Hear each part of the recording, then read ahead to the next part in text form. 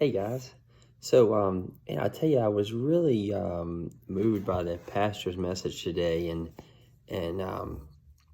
kind of he was focusing on the one thing, and started off with Psalm 27:4, and the one thing that David wanted to achieve was living in the house of the Lord, and for all his days. And it's like, just being with God and being for God, and just finding so much joy in that, and trusting that can be for you.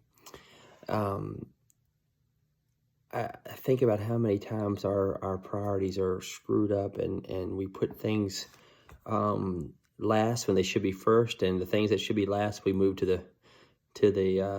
the front. And it is really hard in this world when things are constantly coming at us and other things are put on us, and we do have to realign our priorities, and it's a challenge. So I think about the point of I am in my life now, and I try to explain to people that, and I usually give a little bit of wink when I talk about how I've matured, and that doesn't mean just my gray hair.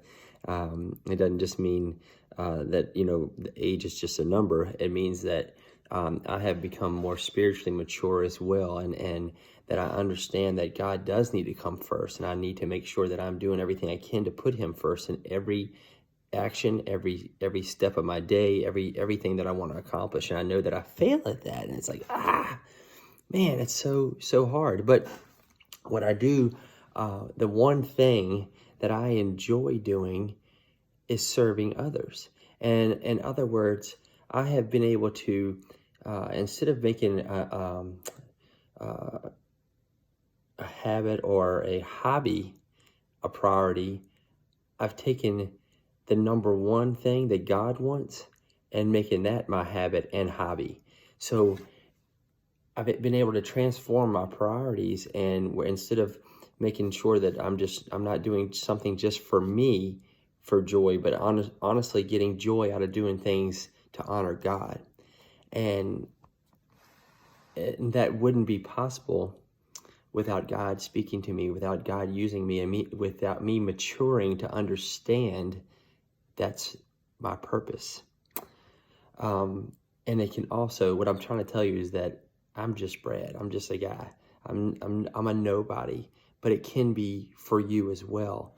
And I read on something earlier, and it was from an anonymous author, and it's just a little quick quote. It says, if you're not living on the edge, then you're taking up too much space. In other words, if you're not really willing, if you're not willing to risk everything for God, then why are you here? What is your purpose? What are you doing? Do you just go to church and sing a few hymns or songs and sit in the pew, and maybe you tithe a little bit, maybe you don't, and that's it? That's all you do on a Sunday? Where's the risk in that? Is there really reward in just doing that? Is it reward in doing the bare minimum? And I would say that God will absolutely rejoice in a man that's willing to take a risk for Him. He is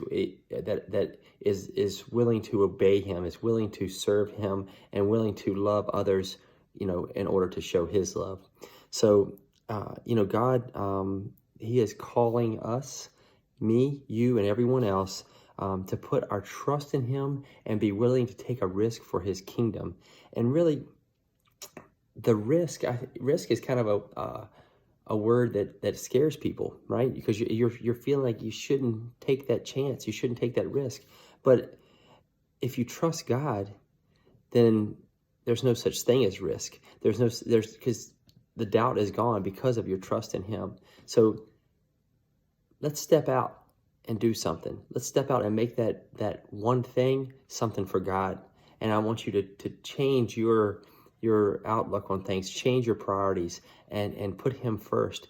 Take that hobby or that habit and make it a priority for God, whatever it is. And you'll see your life change. You'll see lots of things change. You'll see others change as well. So anyway, have a great day, and I'll talk to you later.